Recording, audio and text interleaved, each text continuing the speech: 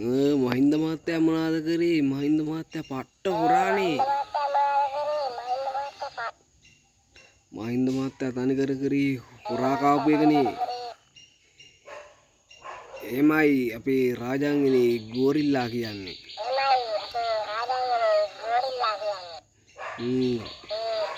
ජනාධිපති ශ්‍රීපුවා වුණත් මං කන්න සූදානම්. එහෙමයි ගෝරිල්ලා කිව්වේ. කළු ගෝරිල්ලා.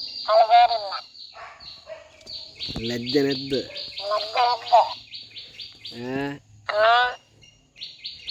මේ රට විනාශ කරා. මේ රට කෑවා. මේ රට කෑවා. හරිද?